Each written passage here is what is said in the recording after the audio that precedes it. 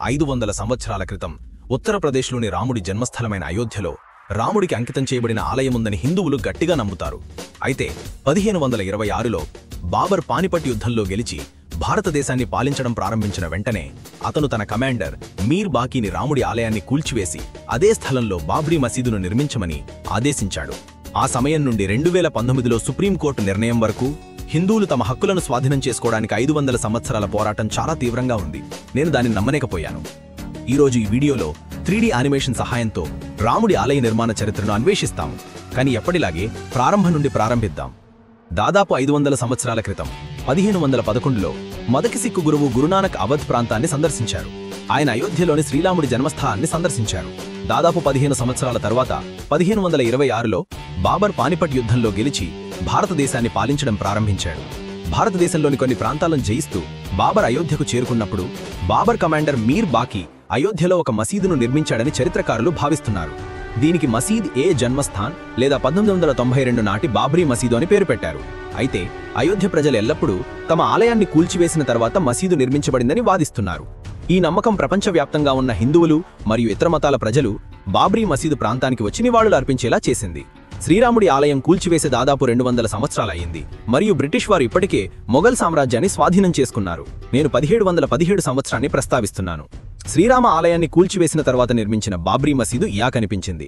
నిర్మాణాన్ని జాగ్రత్తగా చూడండి, ఎందుకంటే తదుపరి 60 సెకండ్లు చాలా ముఖ్యమైనవి. 1717లో బ్రిటిష్ పాలనలో రాజు జైసింగ్ టూకి మసీదు స్థలాన్ని కొనుగోలు చేసి అక్కడ హిందువులకు పూజలు చేసే హక్కును మంజూరు చేశాడు. అయితే మసీదు కూల్చివేయబడలేదని మీరు తెలుసుకోవాలి. ముస్లింలు ఈ భూమిలోని మసీదు నిర్మాణం లోపల ప్రార్థనలు చేశారు. హిందువులు బయట బహిరంగంగా పూజలు చేశారు. గుర్తుంచుకోండి, 1717లో ఈ సమయంలో ఈ రెండు ప్రాంతాల మధ్య కంచె కూడా లేదు. హిందువులు మరియు ముస్లింలు ఇద్దరూ ఈ విధంగా పూజలు చేయడానికి అనుమతించబడ్డారు. 1.5 సంవత్సరం గడిచింది మరియు ఈ కథ 1853 వరకు కొనసాగింది. శత్రుత్వం పెరిగింది మరియు 1853 చివరి సంవత్సరంలో ప్రార్థనలు నిషేధించబడ్డాయి మరియు హిందువులు మరియు ముస్లింల గౌరవం పరిమితం చేయబడ్డాయి. 1858లో 25వ తేదీన ఇలాంటి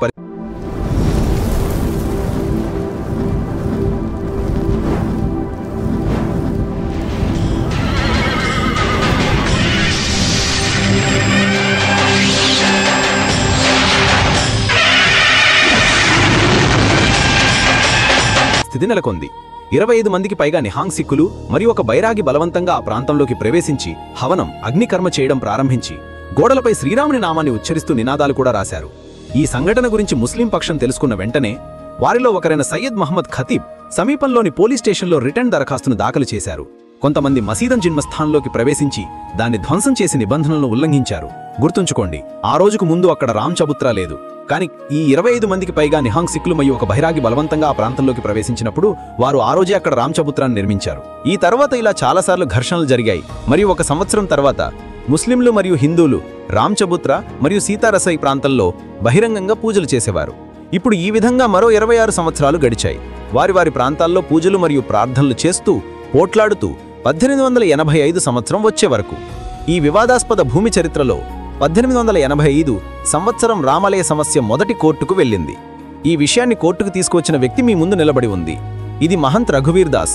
బహిరంగ పూజ కోసం పైకప్పు నిర్మించాలని ఆయన డిమాండ్ చేశారు, కానీ కోర్టు నిర్మాణానికి అనుమతి నిరాకరించింది. తరువాతి 64 సంవత్సరాలు హిందూ మరియు ముస్లింల మధ్య వివాదం కొనసాగింది. అయితే 1949 శీతాకాలంలో డిసెంబర్ 22 మరియు 23 తేదీల రాత్రి ఈ స్థలంలో ఏదో జరిగింది. అది ఈ వివాదాస్పద భూమి భవిష్యత్తును మార్చేసింది. చూడండి, ఇది మొత్తం వివాదాస్పద భూమి. నిహాంగ్ సిక్కులు ఇక్కడ రామ్ చబుత్రాన్ని నిర్మించారు మరియు ఇది ముస్లిం కమ్యూనిటీ ప్రాంతం. ఈ ముస్లిం కమ్యూనిటీ ప్రాంతంలో కూడా మీరు సెంట్రల్ డోమ్ని చూస్తారు. దాని కింద శ్రీరాముడి శిశురూపం మరియు శ్రీరాముడి విగ్రహం కనిపిస్తుంది. రాత్రి చీకట్లో ఒక హిందువు దాన్ని అక్కడ పెట్టాడని ముస్లింలు చెప్తున్నారు. అయితే రాత్రిపూట సెంట్రల్ డోమ్ కింద అకస్మాత్తుగా ప్రకాశవంతమైన కాంతి కనిపించింది మరియు శ్రీరాముడి లల్లా కనిపించాడని హిందువు చెప్తున్నారు. విషయం ఏమిటంటే శ్రీరాముడి విగ్రహం సెంట్రల్ డోమ్ కింద కనిపించిందనే వార్త ప్రజల్లో దావానగ్నిలా ప్రాపించింది. శ్రీరాముడి విగ్రహం మధ్య గోపురం కింద కనిపించిన వెంటనే ముస్లింలు ఇది కుట్ర అని రాత్రిపూట హిందువులు విగ్రహాన్ని అక్కడ ఉంచారని పేర్కొన్నారు. అయితే విగ్రహం కనిపించిందని హిందువులు పేర్కొన్నారు. మసీదు నుండి విగ్రహాన్ని తొలగించాలని కూడా వారు డిమాండ్ చేశారు. అయితే విగ్రహం ఇక్కడ కనిపించినందున వివాదాస్పద భూమిలోని మధ్యగోపురం భాగంలో హిందువులు ప్రార్థనలు చేసుకోవడానికి కూడా అనుమతించాలని హిందూ పక్షం వాదించింది. మీరు ఈ వ్యక్తిని స్పష్టంగా చూడవచ్చు. ఆయన జిల్లా కలెక్టర్ కె నాయర్. ఈ సమస్య చాలా వివాదాస్పదమైంది. కాబట్టి విషయం యొక్క తీవ్రతను అర్థం చేసుకున్న డిఎం కేకే నాయర్ రెండు వైపులా జాగ్రత్తగా విన్నాడు.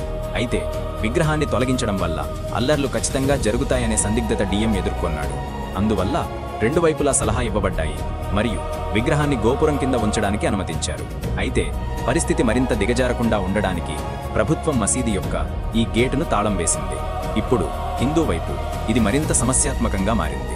శ్రీరాముడి విగ్రహాన్ని మసీదు మధ్యగోపురం లోపల ఉంచి పైనుండి తాళం వేశారు. బయటి ప్రాంతంలో పూజలు ఇప్పటికీ అనుమతించబడినప్పటికీ హిందూ వైపు ప్రకారం కనిపించిన విగ్రహం నిర్మాణంలోనే ఉంది. దీని కారణంగా ప్రభుత్వం విధించిన ఈ నిషేధాన్ని ఎత్తివేయాలని హిందువులు అనేక కేసులు దాఖలు చేశారు. మనం ఇంకా ముందుకు వెళ్లే ముందు ఇప్పటి వరకు మనం 1949 సంవత్సరం గురించి మాట్లాడుతున్నామని, 1949 మరియు 1959 మధ్య 10 సంవత్సరాలలో చాలా కేసులు దాఖలు చేయబడ్డాయి.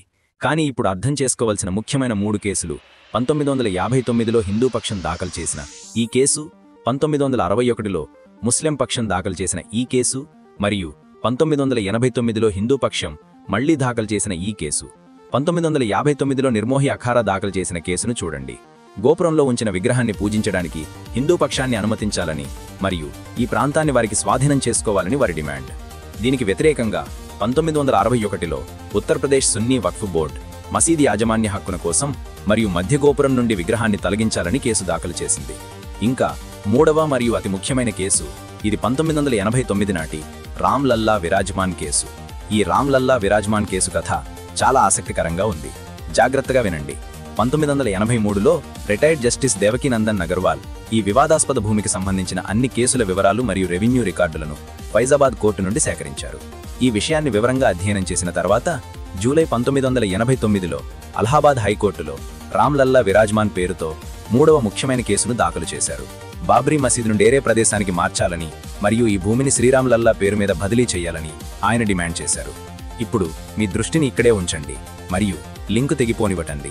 మీరు చూసిన ఈ 3 ముఖ్యమైన కేసులతో పాటు నేను మీకు చెప్పడానికి మరో 2 ముఖ్యమైన విషయాలు ఉన్నాయి.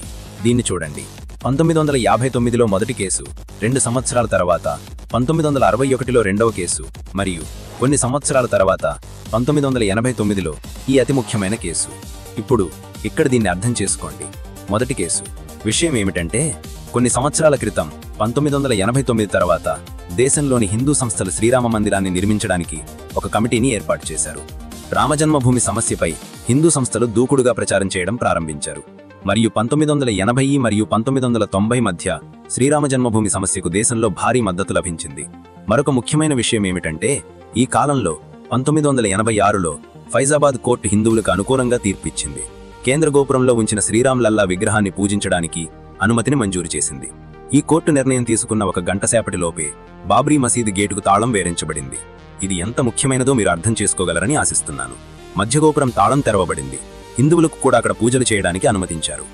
ఇప్పుడు ఈ నిర్ణయంతో ముస్లింలు, హిందూ పక్షం తీవ్ర ఆగ్రహం వ్యక్తం చేసి బాబ్రీ మసీద్ యాక్షన్ కమిటీని ఏర్పాటు చేశారు.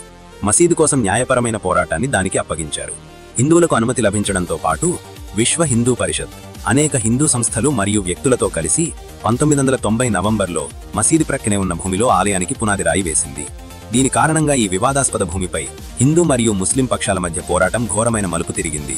ఈ కథ ప్రారంభంలో హిందూ మరియు ముస్లిం పక్షాలు కంచె లేకుండా పూజలు చేయడం ప్రారంభించారు. తరువాత గత 500 సంవత్సరాల్లో కాలం చాలా మారింది. 1990 నుండి రామాలయ వివాదంపై వేలాది అల్లర్లు చెలరేగాయి మరియు వేలాది హిందువులు, ముస్లింలు ప్రాణాలు కోల్పోయారు. డిసెంబర్ 6, 1992 బాబ్రీ మసీది కూల్చబడిన రోజు మరియు దాని చుట్టూ ఉన్న కాలం గురించిన కథ హృదయ విదారకంగా ఉంది. ఇదే professor of how to YouTube వీడియోలో లాల్ కృష్ణ అద్వానీ యొక్క భారీ ఫోటో చూపించబడింది. రథయాత్ర నుండి బాబ్రీ కూల్చివేత వరకు, నూహులోని గోశాలలో టైర్లు వేసి ఆవులను సజీవ దహనం చేయడం నుండి, ములాయం సింగ్ యాదవ్ కారు భక్తులపై కాల్పులు జరపాలని ఆదేశించడం నుండి ప్రతి దానిని నేను చాలా వివరంగా వివరించబోతున్నాను. సకాలంలో నోటిఫికేషన్ల కోసం ఛానల్కు సబ్స్క్రైబ్ చేయండి. సరే, సమయం గడిచిపోయింది మరియు 2002లో అటల్ బిహారీ వాజ్పేయి ప్రభుత్వం రామాలయ వివాదాన్ని సామరస్యంగా పరిష్కరించడానికి అయోధ్య సెల్ అనే మధ్యవర్తిత్వ ప్యానెల్ను ఏర్పాటు చేసింది. సీనియర్ అధికారులు 2 పార్టీలతో చాలాసార్లు మాట్లాడారు, కానీ ఏమీ చేయలేకపోయారు. ఈ విషయాన్ని కోర్టు వెలుపల సరిదిద్దుకోవడం సాధ్యం కాదని మరియు ఈ సమస్య కారణంగా దేశవ్యాప్తంగా చెలరేగిన అల్లర్లను దృష్టిలో ఉంచుకొని ఏప్రిల్ 2002లో అలహాబాద్ హైకోర్టు 3 న్యాయమూర్తులు ధర్మాసనం మతపరమైన స్థలం యాజమాన్యం హక్కుల కోసం వేసిన కేసును విచారించడం ప్రారంభించింది. ఇరువైపులా గణనీయమైన సాక్ష్యాలను సమర్పించారు, కానీ అలహాబాద్ హైకోర్టు ఇప్పటికీ తీర్పుని ఇవ్వలేకపోయింది. జనవరి 2003లో 2015లో హైకోర్టు వివాదాస్పద భూమిని తిరిగి తవ్వాలని ఆర్కియాలజికల్ సర్వే ఆఫ్ ఇండియాని ఆదేశించింది. ఏఎస్ఐ గతంలో జరిపిన తవ్వకాల్లో హిందూ దేవాలయం ఉన్నట్లు ఆధారాలు బయటపడ్డాయి. అయితే కొంతమంది ఎజెండాతో నడిచే చరిత్రకారులు సంవత్సరాలుగా ఒక తప్పుడు కథనాన్ని ప్రచారం చేశారు మరియు ప్రింట్ మీడియా సహాయంతో అయోధ్యలో ఏఎస్ఐ తవ్వకాల్లో ఏమీ దొరకలేదని తప్పుగా పేర్కొన్నారు. ఏమీ దొరకలేదు. అయితే ఏఎస్ఐ ప్రాంతీయ డైరెక్టర్ శ్రీ కెకే మొహమ్మద్ అయోధ్యలో వివాదాస్పద భూమిని తవ్వుతున్నప్పుడు ఏఎస్ఐ ఒక ఆలయానికి బలమైన ఆధారాలను కనుగొన్నట్లు ఇండియన్ ఎక్స్‌ప్రెస్ వార్తాపత్రిక ద్వారా ప్రజలకు తెలియచేశారు. ఆయన తన సమాజానికి ఒక సందేశాన్ని కూడా పంపారు. అయోధ్య హిందువులకు మక్కా మరియు మదీనా ముస్లింలకు పవిత్ర స్థలం. కాబట్టి ముస్లింలు స్వచ్ఛందంగా బాబ్రీ మసీదు స్థలాన్ని హిందువులకు బహుమతిగా ఇవ్వాలి. దీనికి నేను మరో విషయం జోడించాను. ఇది హిందువులకు కూడా అంతే ముఖ్యమైనది. మదీనా అంటే ముస్లింలు ఇష్టపూర్వకంగా హిందూ సమాజానికి అప్పగించి ఒక భారీ రామాలయాన్ని నిర్మించాల్సి వచ్చింది. ఈ ప్రకటనల తర్వాత బెదింపుల కారణంగా వారు తమ నగరాన్ని విడిచిపెట్టి ఉత్తర భారతదేశానికి వెళ్లవలసి వచ్చింది. 2003లో ఏఎస్ఐ తవ్వకాల్లో బాబ్రీ నిర్మాణం కింద వారు హిందూ చింహాలతో కూడిన 17కు పైగా స్తంభాలు, డజన్ల కొద్దీ సారూప్య స్తంభాలు మరియు విరిగిన విగ్రహాలు కనుగొన్నారు. అత్యంత ఆశ్చర్యకరమైన ఆవిష్కరణ 2 అస్థి పంజరాలు గోపురం ఏరియా యొక్క ఉపరితలం నుండి కేవలం 8 అంగుళాల దిగువన ఉన్నాయి. ఈ ఆలయ అవశేషాలపై పరిశోధనలో 12వ శతాబ్దంలో ఈ ప్రదేశంలో ఒక ఆలయం ఉన్నట్లు మరియు దానిపైన ఒక మసీదు నిర్మించబడిందని వెల్లడయ్యింది. అయితే మసీదు నిర్మించడానికి ఆలయాన్ని కూల్చివేశారా లేదా కూల్చివేసిన ఆలయం పైన మసీదును నిర్మించారా అనేది ఖచ్చితంగా తెలియదు. చివరికి సెప్టెంబర్ 30, 2010న అలహాబాద్ హైకోర్టు ఈ 3 కేసులను కలిపి వివాదాస్పద భూమిపై ఒక డిక్రీ జారీ చేసింది. అలహాబాద్ హైకోర్టు తన తీర్పును వెలువరించింది. ఈ నిర్ణయంలో అలహాబాద్ హైకోర్టు ఈ 2.77 ఎకరాల భూమిని అందరికీ విభజించింది. విగ్రహం ఉన్న భాగాన్ని శ్రీ రామ్లల్లా విరాజమాన్, సీతా రసోయి మరియు రామ్చబూతరా నిర్మోహికి ఇచ్చారు. అఖాడా మరియు మిగిలిన 1/3 భాగాన్ని ముస్లింలకు ఇచ్చారు. మే 2011లో సుప్రీంకోర్టు అలహాబాద్ హైకోర్టు నిర్ణయాన్ని నిలిపివేసింది. తీర్పులో ఏ పక్షం వారు కోరినది పొందలేదని పేర్కొంది. 5 సంవత్సరాల తర్వాత 2016లో సుబ్రహ్మణ్య స్వామి శ్రీ రామమందిర నిర్మాణం కోసం సుప్రీంకోర్టులో కేసు దాఖలు చేశారు. మార్చి 2017లో జస్టిస్ కేహర్ సింగ్ కోర్టు వెలుపల పరస్పర అంగీకారం ద్వారా వివాదాన్ని పరిష్కరించుకోవాలని సలహా ఇచ్చారు. అయితే ఈ సమస్య చాలా క్లిష్టంగా ఉండటం వల్ల కోర్టు వెలుపల సామరస్యంగా పరిష్కరించుకోవడం అసాధ్యం. అందువల్ల విచారణ ఆగస్టు 6, 2019 నుండి 14కు జరగాల్సింది. అక్టోబర్ 2019, 40 రోజుల విచారణల తర్వాత సుప్రీంకోర్టు తన తీర్పును రిజర్వ్ చేసింది మరియు పార్టీలు రిలీఫ్ మోల్డింగ్ను సమర్పించాలని కోరితే. రిలీఫ్ మోల్డింగ్ అంటే ఈ కేసు ద్వారా తన వాదనను కోరిన పార్టీకి అది అందకపోతే వారికి ఏఎస్ఐ రిపోర్టు మరియు అన్ని ఆధారాల ఆధారంగా నవంబర్ 9, 2019 సుప్రీంకోర్టు వివాదాస్పదమైన 2.77 ఎకరాల భూమిని శ్రీ రామ్లల్లా విరాజమాన్ మరియు అయోధ్యలో మసీదుకు 5 ఎకరాల భూమిని సున్నీ వక్ఫ్ బోర్డుకు ఇచ్చింది.